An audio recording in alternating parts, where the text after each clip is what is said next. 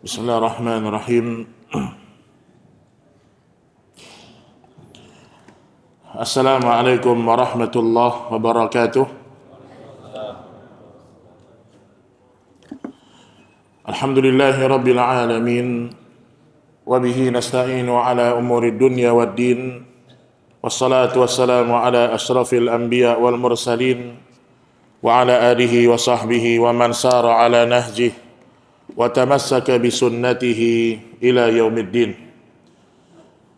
Amma ba'du, kaum muslimin dan kaum muslimat rahimani wa rahimakumullah. Alhamdulillah, kembali kita lanjutkan bahasan 40 inti materi tauhid.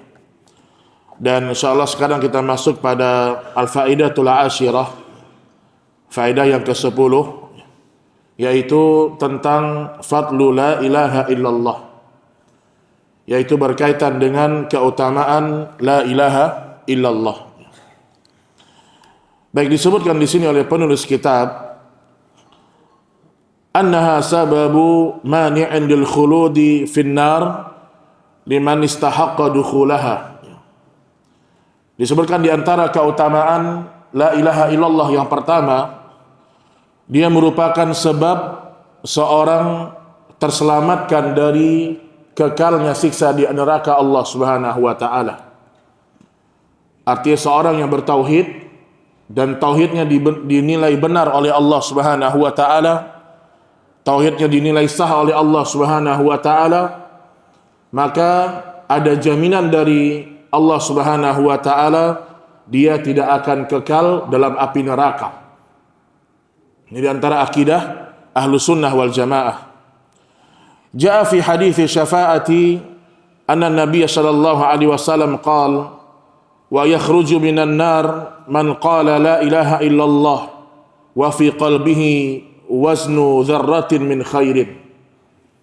Kata Rasul sallallahu alaihi wasallam dalam hadis syafaat, akan keluar dari neraka Allah Subhanahu wa taala orang-orang yang selama hidup di dunia mengucapkan la ilaha illallah, tentu beserta dengan segala konsekuensi yang pernah kita sebutkan. Wa fi qalbihi waznu dzarratin min khairin. Walaupun dalam hatinya hanya ada secuil atau sedikit dari zarrah kebaikan. Intinya kalau dia bertauhid, kalau tauhidnya benar, walaupun dalam hatinya sedikit kebaikan, Allah Subhanahu wa taala akan keluarkan dia dari api neraka Allah dan tidak akan kekal selama-lamanya. Di sini dalil bahwasanya alangkah begitu agungnya kalimat la ilaha illallah ini. Dan di sini kita berjuang setiap saat mempertahankannya. Iya, sekarang kita bertauhid, belum tentu sebelum kita meninggal dunia. Maka seorang ingat-ingat tentang keutamaan la ilaha illallah. Kemudian di antara keutamaan yang kedua, li ajaliha khuliqatil jinn wal ins. Qala ta'ala wa ma khalaqatul jinna wal insa illa liya'budun. Keutamaan la ilaha illallah yang kedua adalah karena la ilaha illallah itulah diciptakannya jin dan manusia. Jadi kita ini ada, tujuannya adalah untuk bertauhid kepada Allah Subhanahu wa taala. Tidak ada tujuan yang lain. Tidak ada tujuan yang lain. Wa ma khalaqatul jinna wal insa illa liya'budun. Tidaklah aku ciptakan jin dan manusia kecuali agar mereka beribadah kepadaku. Jin dan manusia. Di sini kata para ulama, berarti para sahabat juga dari kalangan jin dan manusia. Sahabat Nabi juga ada dari kalangan jin. Dan disebutkan dalam satu hadis yang sahih, beberapa bulan sebelum beliau wafat, maka beliau pernah ngomong di hadapan para sahabat, wahai para sahabatku, artinya Nabi ngomong, tidak ada seorang pun di antara kalian yang masih hidup, artinya yang beriman kepadaku, 100 tahun ke depan. 100 tahun ke depan. Maksudnya adalah dari kalangan jin dan manusia. Makanya kalau kita lihat umurnya para sahabat, itu kurang lebih mereka hidup hanya sampai 120 Hijriah. Ini menunjukkan benar ya sabda Rasulullah sallallahu alaihi wasallam. Sebelum Nabi wafat, Nabi mengatakan apa? Tidak ada orang yang hidup lagi 100 tahun ke depan di antara kalian ini. Maksudnya sahabat dari kalangan jin maupun manusia. Jadi ingat-ingat bahwasanya seorang itu hidup di dunia tujuannya mengabdi untuk Allah Subhanahu wa taala. Bersihkan semua hati kita dari nilai-nilai kesyirikan. Kemudian yang ketiga, ini kita bahas cepat karena ini kita membahas tentang ringkasan-ringkasan dari bahasan tauhid ya. Adapun rinciannya secara detail ana bahas di Cipinang Muara.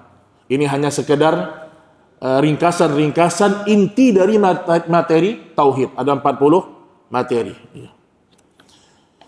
Kemudian disebutkan juga keutamaan yang ketiga, li ajaliha ursilatir rusul wa unzilatil kutub.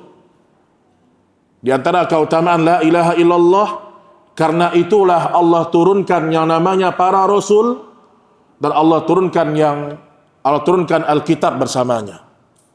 Kitab-kitab yang turun, para rasul yang diutus, tidak lain tujuannya agar semua orang mengenal Allah, mentauhidkan Allah Subhanahu wa taala. Allah Subhanahu wa taala berfirman dalam surah Al-Anbiya ayat 25.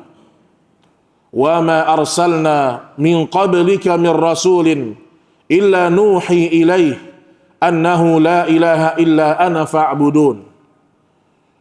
Dan tidaklah kami mengutus rasul kecuali setiap rasul itu akan mewahyukan la ilaha illa ana fa'budun. Tidak ada ilah yang berhak disembah kecuali Allah Subhanahu wa taala. Artinya semua rasul diutus untuk itu. Diutus untuk tauhid. Diajarkan kepada manusia tauhid agar mereka kenal kepada Allah.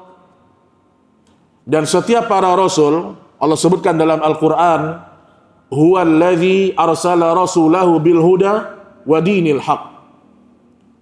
Setiap rasul yang diutus membawa al-huda. Apa itu al-huda? Al-ilmun nafi', ilmu yang bermanfaat. Wa dinil haq, maksudnya adalah al-amalus salih. Kita kalau sudah dapat ilmu, kita punya kewajiban untuk mengamalkannya. Amalkan ilmu kita sedikit demi sedikit. Di antara bentuk kita bersyukur dengan nikmat ilmu yang datang dari Allah Subhanahu wa taala. Kemudian yang keempat, di antara keutamaan tauhid, hiya afdalul hasanat. La ilaha illallah itu adalah sebaik-baiknya kebaikan. Artinya kebaikan yang paling utama. Kebaikan yang paling utama. Qala Abu Dzar radhiyallahu taala anhu, kata Abu Dzar, ya Rasulullah, ausini, berikanlah kepadaku wasiat. Qala idza amilta sayyi'atan fa'atbi'ha hasanatan tamhuha. Wahai Abu Dzar, kata Nabi sallallahu alaihi wasallam, kalau engkau baru saja melakukan dosa, kesalahan, maka ikutilah setelah itu dengan kebaikan. Niscaya dosa itu akan terhapus. Artinya Nabi bicara masih umum nih.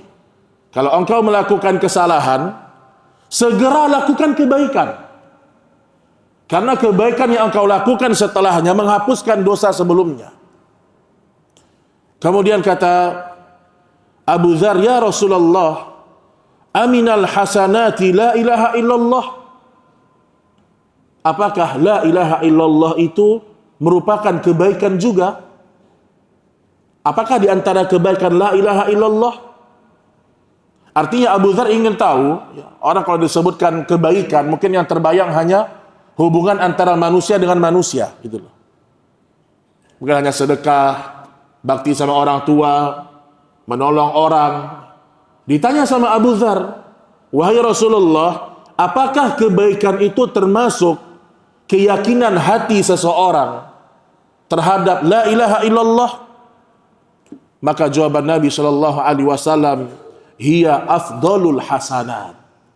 bahkan dia adalah sebaik-baiknya kebaikan. Kebaikan yang paling utama. Artinya kalau ada orang mati membawa dosa-dosa besar, tetapi dalam hatinya ada iman sebesar zarrah, dia akan tetap masuk ke dalam surga walaupun dosa-dosanya banyak. Walaupun dosa-dosanya banyak. Selama bukan dosa-dosa yang berkaitan dengan kesyirikan atau dia melakukan pembatal-pembatal keislaman. Baik, kemudian ma'asyiral muslimin, kaidah yang kelima atau fadilah yang kelima, hiya afdalu ma dzukirallahu azza wa jalla bihi. Jadi orang kalau udah mulai bosan, dia belajar tauhid, dia ingat keutamaan la ilaha illallah.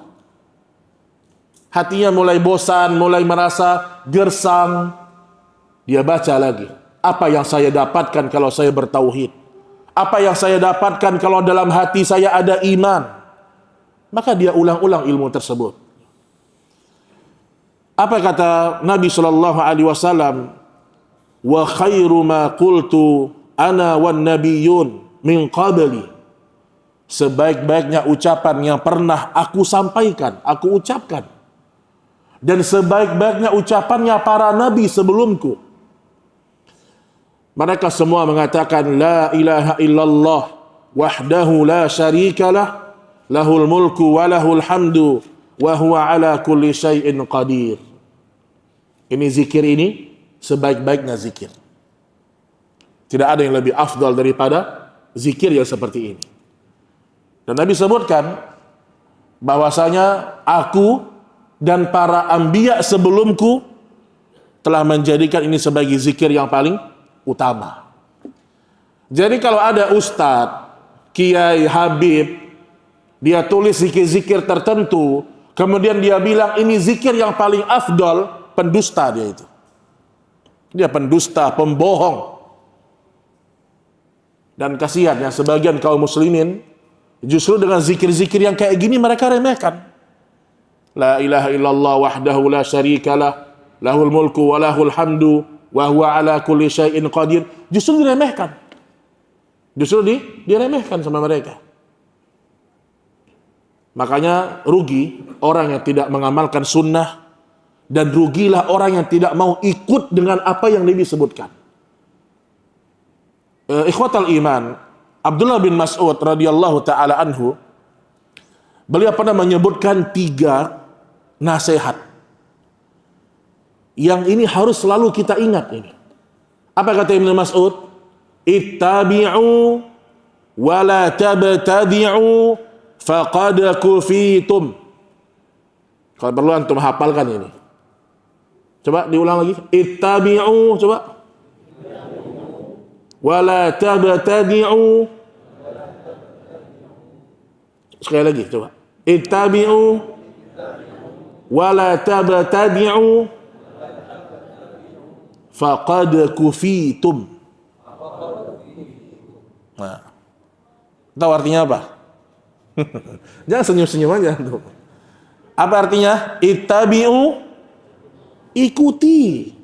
Ibu-ibu hafalin juga tuh, Bu ya. Ittabi'u apa artinya? Ikuti. Nggak usah bingung-bingung beragama ini. Zikir ikuti Nabi. Lafaznya ikuti Nabi. Nah, sebagian orang untuk mengikuti aja nggak mau. Akhirnya dia keluar dari jalur. Tapi ada tugas yang kedua. Wala tabtadi'u. Apa artinya? Jangan ngarang-ngarang. Jangan nambah-nambah. Bahasa yang lebih bagusnya, yang lebih indahnya, jangan melakukan bid'ah. Itu bahasa indahnya itu, Pak. Yang bilang bid'ah ini bahasa kasar, ini talbis iblis ini. Kalimat bid'ah kalimat yang paling cocok untuk menjelaskan orang yang meninggalkan sunnah. Jangan diganti-ganti. Ini kalimat barokah yang Nabi sebutkan setiap khutbatul hajah. Disebutkan sama Nabi itu. Jadi yang kedua apa? Jangan melakukan bid'ah. Yang ketiga, faqad kufitum. Sudah cukup. Nah, ini 3 pondasi ini. Kalau kita selalu ingat, kita akan istiqamah di atas ajarannya Rasul sallallahu alaihi wasallam. Terjadi perselisihan, ingat 3 ini. Ikuti, jangan nambah-nambah, apa yang dicontohkan sudah cukup. Nah, sebagian orang gak merasa cukup. Gak merasa cukup dia. Kalau langsung doa sama Allah nih, kayak kurang pas Ustaz. Rasanya hati ini kurang lega. Harus butuh bantuan mayat. Tahu bantuan mayat? Bantuan orang-orang yang sudah mati dari kalangan orang-orang soleh harus pergi dulu ke kuburan. Ini karena gak merasa cukup dengan syariat. Gak merasa cukup. Apalagi masalah-masalah ibadah, sangat banyak masalah ibadah. Dan para sahabat adalah orang yang paling merasa cukup dengan apa yang Nabi tinggalkan. Cukup bagi mereka. Sampai kata Imam Al-Auza'i rahimahullah, waqif haitsu waqafal qaum. Berhenti kalian beramal di mana para sahabat berhenti. Berhenti kalian beramal di mana para sahabat berhenti. Artinya kalau tidak ada contoh, udah jangan ditambah-tambah. Jangan ditambah-tambah. Ini satu contoh zikir dan Nabi sebutkan sallallahu alaihi wasallam seluruh para anbiya sebelum beliau juga membaca zikir ini. Baca zikir ini. Kemudian yang keenam, hiya athqalu syai'in fil mizan. Kita kalau bicara masalah timbangan di hari kiamat, mungkin terbayang kalau kita sedekah, timbangan memberat. Kalau kita melakukan kebaikan, timbangan memberat. Jangan pernah lupa, timbangan kita semakin berat dan tidak ada yang lebih berat daripada itu melebihi la ilaha illallah. Itu adalah sebuah amal seorang muslim. Ini saya bacakan hadis tentang masalah ini. Dan ini hadis bitaqah, nanti ada hadis bitaqah, hadis tentang kartu amalan. Ya. An Abdullah bin Umar radhiyallahu anhuma, anin Nabi sallallahu alaihi wasallam, anna Nuhan alaihi salam qala li ibnihi inda mautih.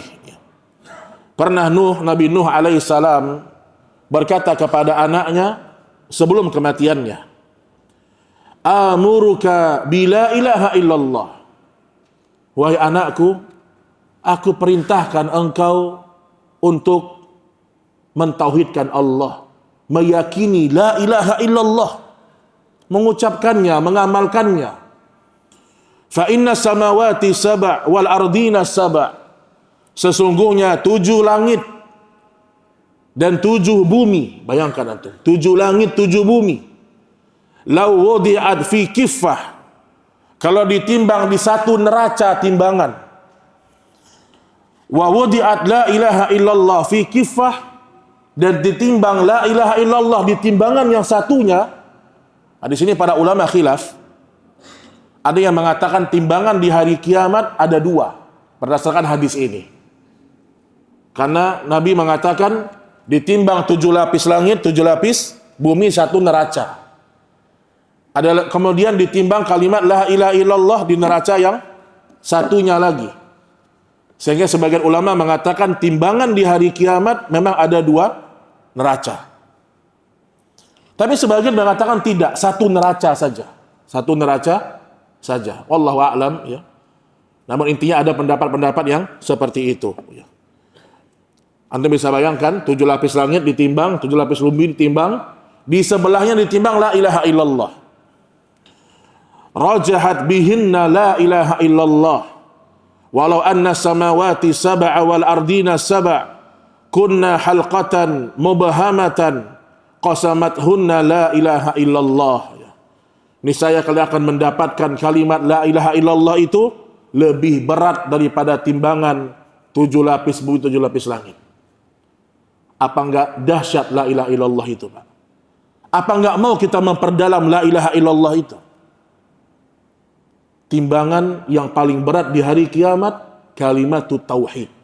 Kalimat tauhid yang disebutkan oleh seorang hamba kepada Allah Subhanahu wa taala.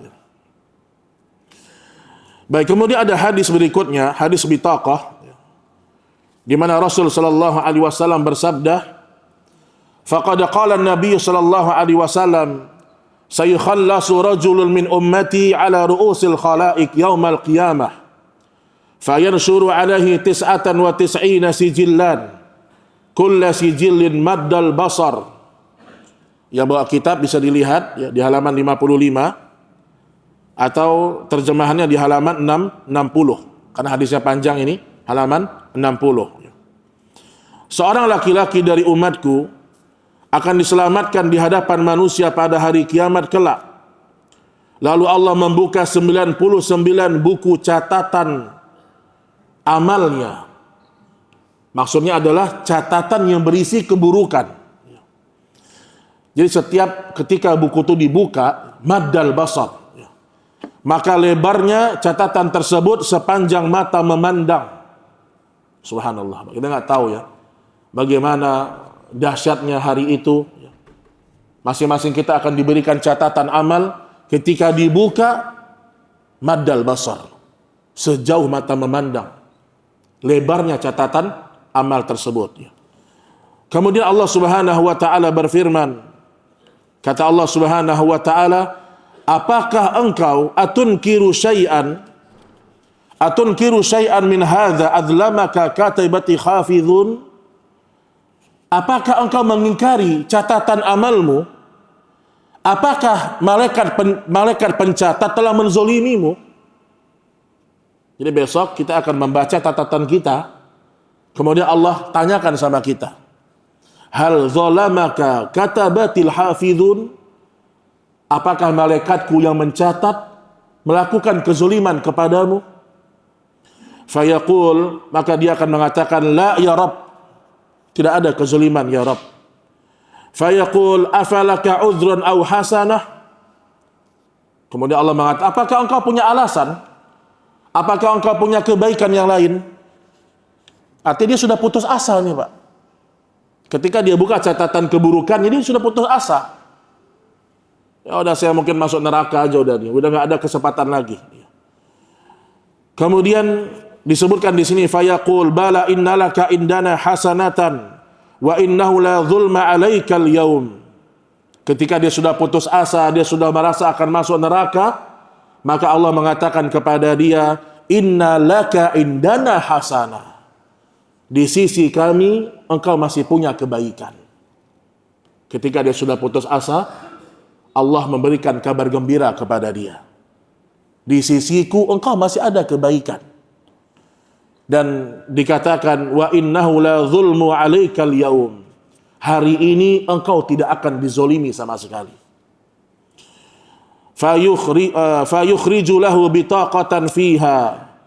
Maka dikeluarkanlah satu kartu catatan amal. Ternyata isinya apa?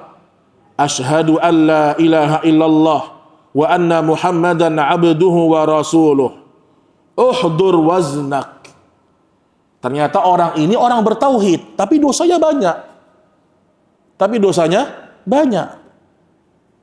Maka disinilah Bapak Ibu, ya, ahli tauhid itu bukan orang yang tidak melakukan dosa. Maka disebutkan di sini sudah putus asa. Tapi ternyata dia masih punya iman dalam hatinya, ada tauhid.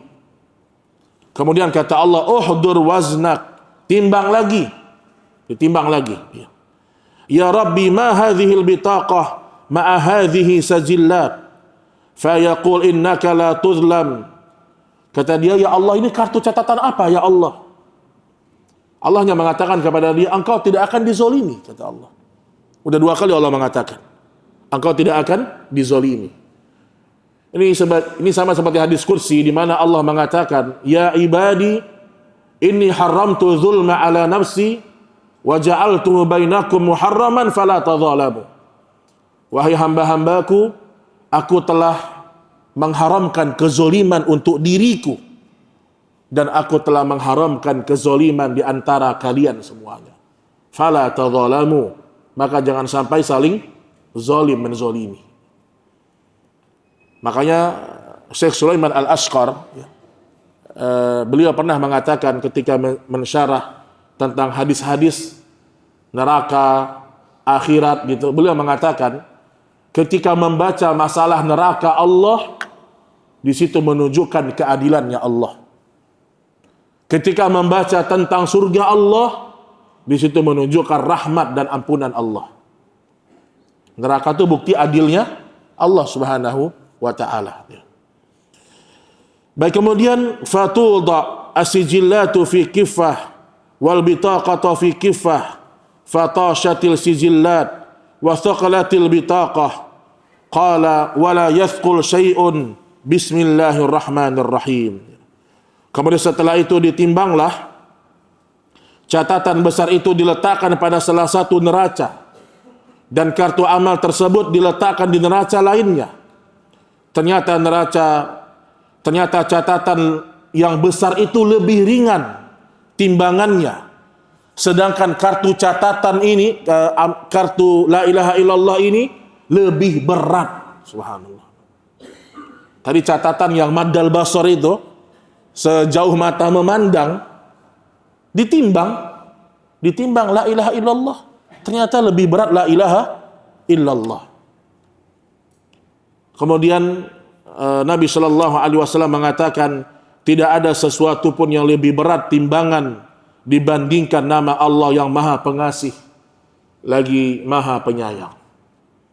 Terselamatkanlah ahli tauhid saat itu. Makanya udah nggak ada lagi jemaah ilmu yang lebih tinggi daripada tauhid, udah nggak ada lagi. Antum baca tauhid rububiyah, pelajari. Uluhiyah, pelajari. Asma wa sifat, pelajari. Baca fikih Asmaul Husna, dibaca. Fikih Asmaul Husna. Supaya kita ini kenal sama Allah Subhanahu wa taala. Orang yang kenal sama Allah, dia tidak akan pernah seuzon sama Allah sedikit pun. Nggak ada dia seuzon sama Allah Subhanahu wa ta'ala. Karena dia kenal kepada Rabbnya Ar-Rahman dan Ar-Rahim. Makanya karena inilah Nabi memperjuangkan untuk pamannya Abu Thalib, diperjuangkan sama Nabi. Sampai Nabi mengatakan kalimatun, satu kalimat aja wahai pamanku, la ilaha illallah ucapkan, aku bela engkau di hari kiamat. Satu kalimat saja Nabi minta sama pamannya.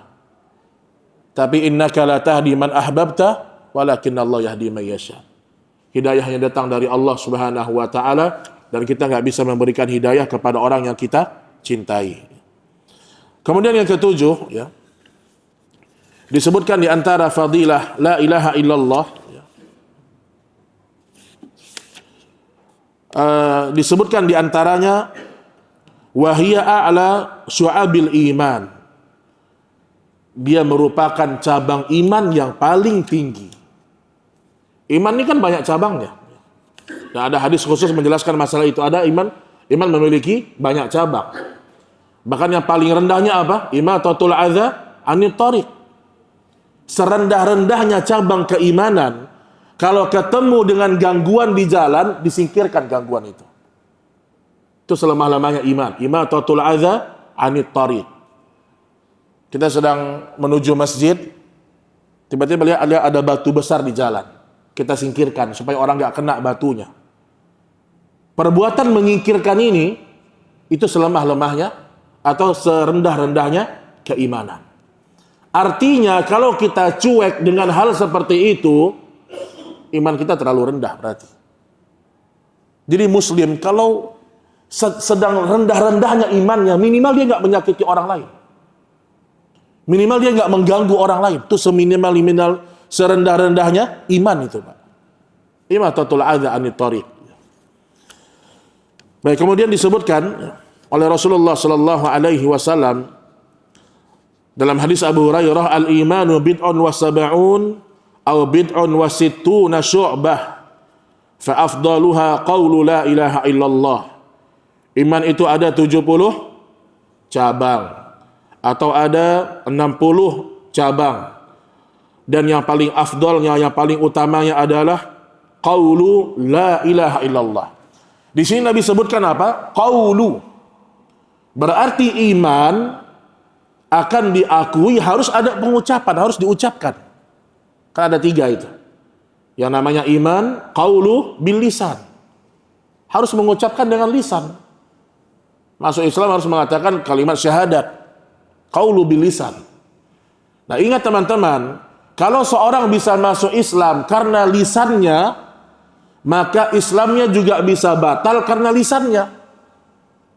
Ini orang jarang memahami dengan benar ini. Kita nggak boleh mengkafir-kafirkan orang, tidak boleh. Tetapi kalau memang terlihat pada dirinya kekufuran yang jelas, kita kafirkan, Pak. Artinya dengan jelas ya, dengan jelas ada orang mengatakan saya murtad dari agama.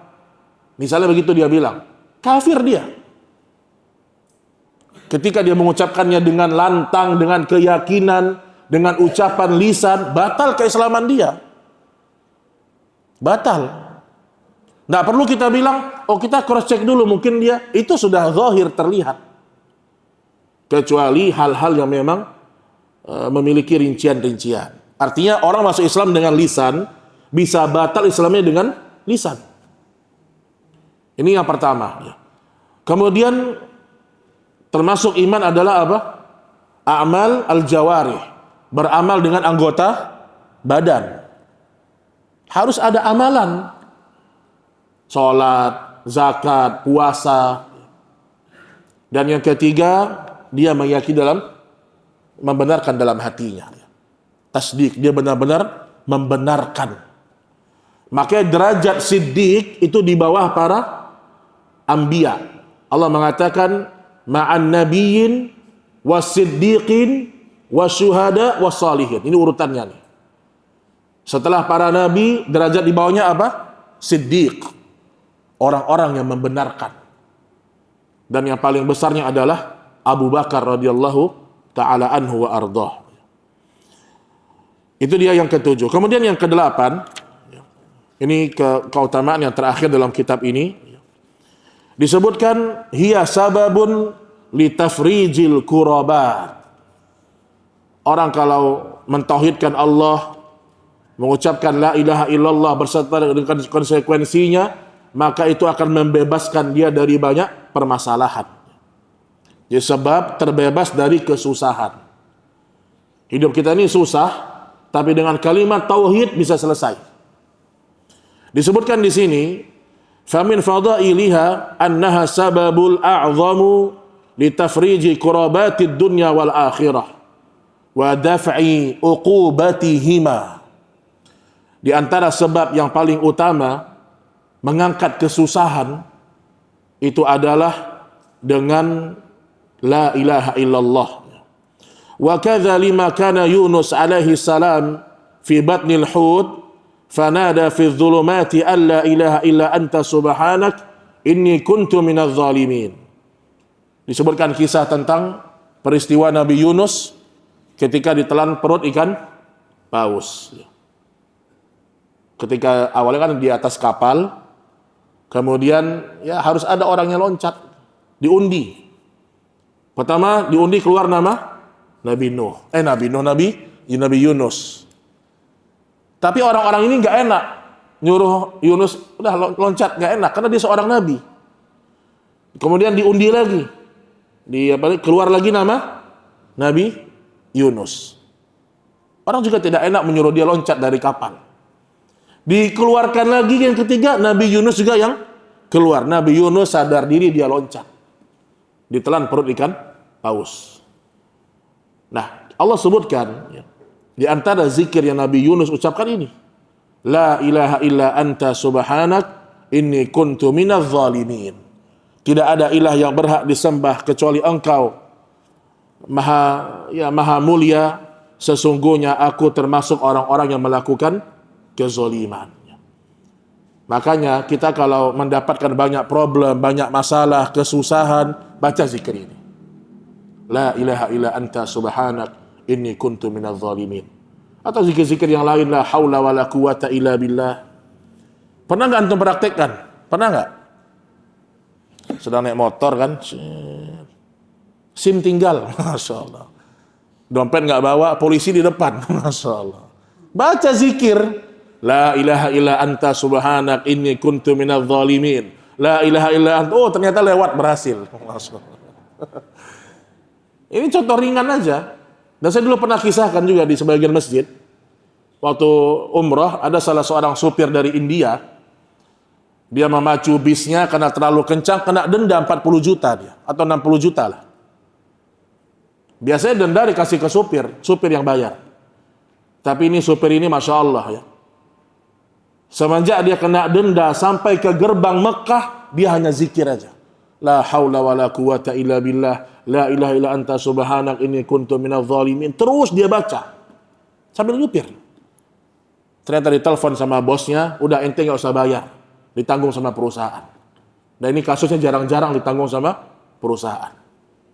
Pertolongan datang dari Allah Subhanahu wa taala.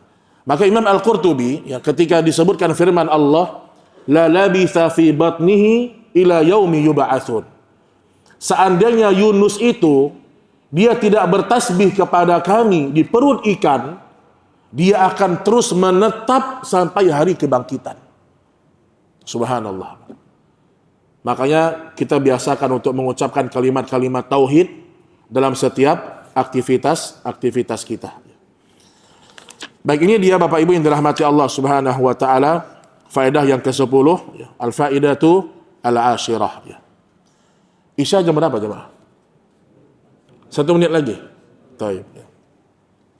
Baik, ini dia alhamdulillah satu bab kita selesaikan pada kesempatan kali ini, sekedar mengingat dan memurojaah tentang keutamaan la ilaha illallah.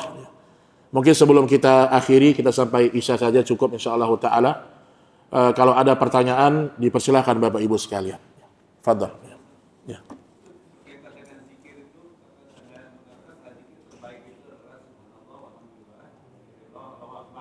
Ya. Ya. Baik ya. Jadi kalau ada sejumlah riwayat ya, yang sama-sama saling menguatkan, maka kita tidak bisa mengatakan ini afdal daripada ini. Tapi dilihat kondisi ketika kita membacanya. Kondisi ketika kita membacanya. Ada kondisi di mana kita afdal membaca misalnya subhanallah wa bihamdi subhanallahil azim. Ada kondisi di mana kita afdal membaca la ilaha illallah wahdahu la syarikalah. Contoh doa masuk pasar, kan itu diantaranya. Ada lafaz ini juga.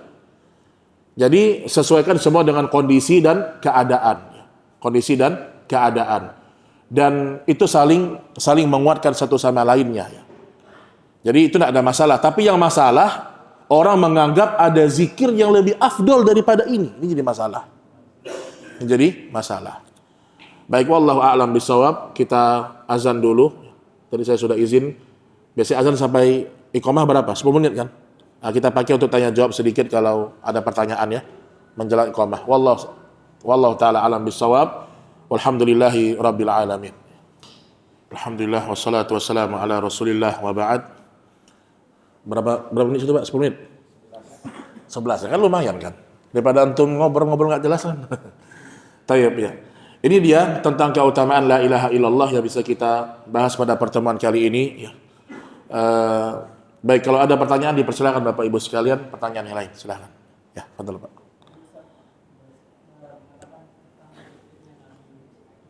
Ya.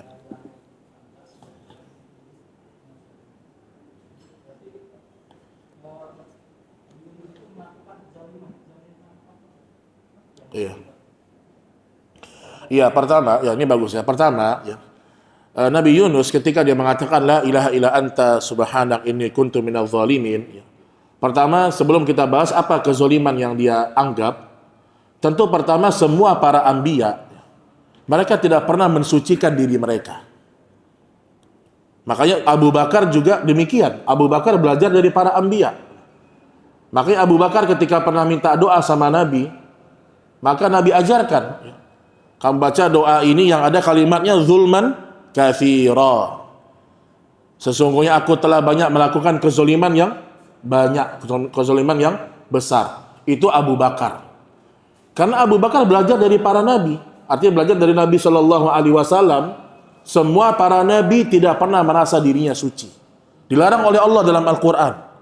Fala tuzaku anfusakum. Jadi sehingga apapun musibah yang menimpa mereka, Mereka memahami ini pasti karena ada salah. Inilah para anbiya itu, Pak. Ketika dapat musibah, yang dia salahkan diri dia. Karena kesalahan tidak boleh disematkan kepada Allah, tidak boleh. Keburukan, maksud saya, keburukan tidak boleh disandarkan kepada Allah. Iya, keburukan itu terjadi dengan izin Allah, betul. Tapi keburukan tidak disandarkan kepada Allah. Makanya dari ini sifat aslinya orang-orang soleh seperti itu. Nah, yang kedua, kalau kita lihat dari sejarah Nabi Yunus, kan dia lari dari kaumnya, dari dakwahnya. Ya kan, dia lari dari dia berdakwah, kemudian kaumnya tidak mau menerima, akhirnya dia kabur, dia tidak sabar. Dan Nabi Yunus menganggap ini bagian dari kesalahan. Bagian dari kesalahan, sehingga dia meminta ampun kepada Allah Subhanahu wa taala. Maka kita juga begitu belajar diri kita, Pak. Kalau kita dapat musibah, salahkan dulu diri kita. Karena saya pernah ketemu dengan salah seorang ikhwan, ya. Dia bilang, "Ustaz, kok Anda dapat musibah terus, Ustaz? Salah saya apa, Ustaz?" Masya Allah. Banyak salah ente, banyak. Masya Allah. Tapi kita nggak mungkin ngomong gitu sama dia. Apalagi ibu-ibu, dia bawa perasaan kadang-kadang. "Ustaz, saya sudah hijrah sama suami, kok makin banyak musibah?" Itu efek dosa semuanya. Wa ma asabakum min musibatin fabima kasabat aydikum wa ya'fu an katsir. Apapun musibah yang menimpa itu pasti efek dosa. Makanya di antara sifatnya orang-orang beriman, dia tidak menyalahkan siapapun, tapi dia salahkan diri dia. Makanya Allah dalam hadis kursi, dalam hadis yang panjang tentang masalah ya ibadi kullukum ja'i ila man at'amtu, semua kalian kelaparan kecuali yang aku kasih makan itu. Apa di akhir hadis kata Allah? Innama hiya a'malukum uhsiha lakum. Sesungguhnya amal-amal kalian aku hitung untuk kalian. Lihat kalimat terakhirnya. Faman wajada khairan falyahmadillah. Barang siapa yang mendapatkan kebaikan di akhirat nanti, maka pujilah Allah. Wa man wajada ghaira dzalik fala yalumanna illa nafsahu. Dan kalau dia mendapatkan keburukan baik di dunia atau di akhirat, jangan salahkan siapapun. Fala yalumanna illa nafsah. Jangan dia mencela siapapun, tapi dia cela dirinya sendiri. Ini hadis kursi. Jadi kita kalau dapat musibah, salahkan diri kita, akui dulu. Jangan kayak iblis. Iblis nggak mau disalahkan dia. Dia tantang Allah untuk menggoda anak Adam sampai hari kiamat. Adam mengakui dosanya. Rabbana zalamna anfusana. Adam mengakui dosanya. Maka jangan pernah kita gengsi, apalagi sombong, merasa diri kita tidak punya dosa. Dan secara hukum Allah, secara qadratnya, setiap siang dan malam kita melakukan dosa. Kayaknya nggak ada, Ustaz. Anda siang salat duha, qobliyah ba'diyah, cuman di kantor fokus kerja. Pasti ada dosa, baik kecil atau besar, baik sedikit atau banyak. Apa kata Allah? Kullukum, Allah Subhanahu wa taala mengatakan semua kalian melakukan dosa bilaili wan nahar. Fastaghfiruni aghfir lakum. Maka minta ampunlah kepadaku, aku ampuni dosa-dosa kalian. Allah sudah bilang semua kalian melakukan dosa malam dan siang hari. Maka mintalah ampun kepadaku. Jadi itu diantara sifatnya para anbiya, orang-orang soleh, selalu menyalahkan diri dia. Rumah tangganya hancur, dia salahkan diri dia, jangan orang lain dulu. Oh, rumah tangga saya hancur karena saya nggak pandai mendidik istri. Jangan semua disalahkan istri terus, Masya Allah. Atau istri nyalahkan suami terus, salahkan diri sendiri. Anak-anak nggak beres, nggak mau sholat, jangan salahkan anak dulu, salahkan kita dulu. Benar nggak kita mendidik dia? Kadang orang dia nggak mau disalahkan. Ini bukan sifatnya orang yang beriman. Ya wallahu taala alam bissawab. Baik, masih ada jemaah? Jangan sampai lewat ya. Ya, silakan. Yang terkait berarti Nabi Yunus, anak punya pelayan dari salah satu Ustaz Salafi. Itu ada 3 makna yang terkandung, yaitu kalimat thayyibah. Pertama, la ilaha illa anta, itu adalah tauhid. La ilaha illa anta, itu nasyulitin. La ilaha illa anta, Zalimin, ya. subhanaka, itu tasbih. Ini butuh binasyulitin atau Zalimin. Solihin beda gimana ya? Ya. ini butuh binasyulitin atau sifat. Apa ulang lagi, Pak? Masa saya menjelaskan apa yang Bapak jelaskan? Bingung juga saya. Doa Nabi Yunus ini ada terdapat 3 makna thayyibah. Makna thayyibah, kalimat thayyibah. Pertama, la ilaha illa anta adalah tauhid. Ya. Subhanak, Subhanaka adalah tasbih. tasbih, ya. Solihin adalah sifat. Sifat. Iya benar. Itulah penjelasannya. Kan mudah dipahami. La ilaha illa anta, kalimat tauhid. Benar, ini kalimat tauhid. Artinya Nabi Yunus alaihi salam dengan kalimat yang singkat ini menggabungkan semua kebaikan. Ada tauhidnya, ada tasbihnya, ada sifat. Nah, maka kata para ulama seperti Imam An-Nawawi dalam kitab Al-Azkar, semua doanya para anbiya, ini diantara penjelasannya, semua doanya para anbiya itu pasti syarat akan makna, walaupun pendek. Walaupun pendek. Makanya mukjizat Nabi apa? Jawami'ul kalim. Nabi itu diberikan mukjizat ngomongnya pendek, tapi maknanya besar. Beda sama kita, ngomong kita panjang, kadang entah tidak jelas apa ngomongnya. Nah, jadi itu dia Pak ya penjelasannya. Jadi ini diantara nikmat Allah kepada para anbiya. Mereka kalau berbicara, berdoa, komplit isinya. Komplit isinya. Sekali berdoa, la ilaha illa anta subhanak inni kuntu minadz zalimin, tergabung semua 3 kebaikan. Tauhidnya ada, tasbihnya ada, kemudian sifahnya ada. Itu dia diantara penjelasan para ulama. Maka kita merasa cukup dengan doa para anbiya sebenarnya. Maka orang sering bilang, Ustadz saya mau minta doa. Apa doa yang bagus Ustadz? Supaya punya anak-anak soleh, anak rajin sholat. Iya maksudnya kalau dia doa, ya Allah jadikan anak saya rajin sholat, itu boleh-boleh aja. Bahkan juga dianjurkan. Tetapi lebih bagus dia baca doa para anbiya. Misalnya Rabbi ja'alni muqimas shalah, misalnya kan. Atau Rabbi habli minas sholihin. Itu lebih utama, lebih afdal. Cuman kita terkadang sebagian orang meremehkan. Kurang terasa di hati Ustaz. Kalau baca Rabbana atina fid dunya ini kayak kurang kerasa Ustaz. Nah, dia pengen doa khusus dari gurunya. Bagi orang-orang awam kadang-kadang dia kalau baru ngaji datang ke Ustaz saya punya masalah. Tolong kasih amalan. Kasih amalan. Nah, dia senang kalau dibuatkan doa khusus untuk dia. Nah, ini ibu, ini doa khusus dari saya, Bu. Gak ada yang tahu nih, Bu. Ini cuma ibu sendiri yang baca nih. Masya Allah. Jadi Rabbana Atina udah gak laku, gak mau dia pakai. Rabbana Zolamna udah biasa itu. Tapi doa dari guru, nah ini lebih hebat. Nah, ini gak benar, belajar agama kayak gini gak benar. Dulu ada salah seorang dai, dia mengatakan, hanya guru kami yang tahu 300 ilmu fikih yang tidak terungkap dalam Al-Quran. Ilmunya hanya ada di guru kami. Yang lain nggak tahu. Syekh bin Bas nggak tahu gitu. Syekh Albani nggak tahu. Hanya guru dia yang tahu 300 ilmu fikih yang tersimpan. Artinya ada ilmu yang disembunyikan. Nggak ada jemaah sekalian. Jadi kembali kepada hal yang tadi, tauhid tetap yang kita baca termasuk dalam masalah doa. Wallahu a'lam bishawab. Baik, ya, cukup insyaallah ya.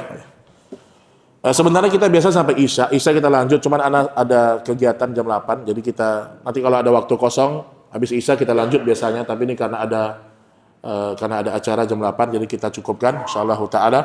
Wa sallallahu ala nabiyyina Muhammad subhanakallahumma wa bihamdik asyhadu an la ilaha illa anta astaghfiruka wa atubu ilaik. Assalamualaikum warahmatullahi wabarakatuh.